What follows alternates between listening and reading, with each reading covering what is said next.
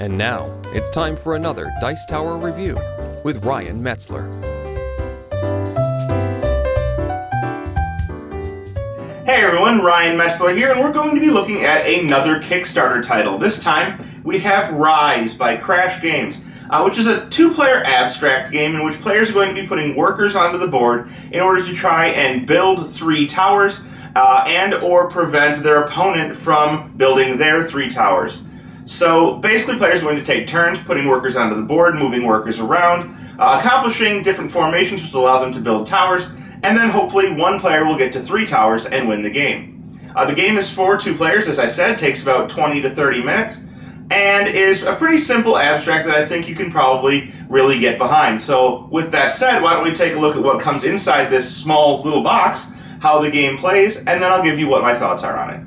Each player is going to have 9 cubes, 3 different sizes, 3 cubes each. You have these large cubes, which are going to be the base of towers that you're building. You have the medium cubes, which are going to be the middle of the towers, and the small cubes, which will be the tops of the towers. And the whole goal is to build your 3 towers, getting these stacked on top of one another on the board in order to have a tower. Players are also going to have 30 workers, and these are going to be these little discs here. You can see they're just small discs.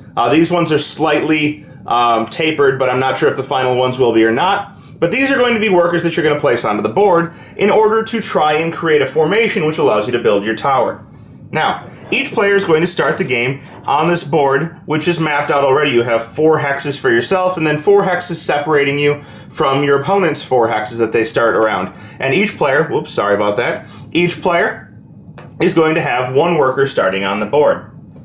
On the player's turn, and red will always go first, they're going to get 2 actions, but the first round, red only gets 1 action. And what they're going to be able to do is one of several things. The first thing they may do on their turns, they may place a land tile. So there's going to be a whole pool of land tiles. They may take one of these land tiles and place it out on the board anywhere they want, so long as it's adjacent to another land tile. So they could take this and they could put it out here, and that could be their action for the turn. From this point on, every player is going to get 2 actions per turn. And there are several different actions they can do. So the first one I showed you is they can place a land tile. The next type of action you can do is to place a worker. So let's say blue wants to place a worker. They could place this on any spot next to a worker where they already have, which would count for 1 action. So for example, they could place it there, counting for 1 action. Now blue is going to get 1 more action, and maybe they would like to move a worker. They're allowed to move any of their workers on the board 1 spot, so long as there's an empty tile adjacent to it to move to. So for example, let's say blue wanted to move this worker here. That would be blue's 2 actions. And now red would get another turn. There are several more types of actions. For example, there is the ability to jump other pieces. So let's say that throughout the game, somehow this piece managed to get over here. And red would like to jump that piece. They would simply take an action to jump the piece, and that would eliminate blue's piece from the board, putting it back into their supply. If you can't necessarily jump over a worker, what you can do is if you have 2 workers on the board that you no longer need or you would like to get rid of, you may remove 2 of your own workers as an action to remove any one of your opponent's workers. Additionally, let's say that you do not want to place a worker next to one of your own. So I showed you earlier that you could place workers next to your own workers as long as there was an empty space. But let's say that you really wanted to get a worker over on the other side of the board. You can remove 2 of your own workers in order to place 1 worker anywhere on the board as an action. Now, the whole goal of this is to create a formation in which you have 6 workers surrounding 1 hex. So let's say throughout the game that red has managed to build this up, and on their turn they have a scenario where they have 5 of the 6 hexes surrounding that central hex filled in. When they place the next worker on the spot surrounding that final hex, they will immediately start building a tower. And the base of the tower will go in that position. Each turn that this formation is sustained, red will be able to add 1 tier to the tower. So if blue did not do something about this formation on their turn, red would then get another piece of the tower on their turn. However, on blue's turn, let's say they happen to have 3 pieces on the board here, they can remove 2 of them and take away 1 of red's pieces. Now, this would not allow red to build another piece at the start of their turn. But if red replaces this worker on their next turn using an action, they will immediately build the next level of their tower.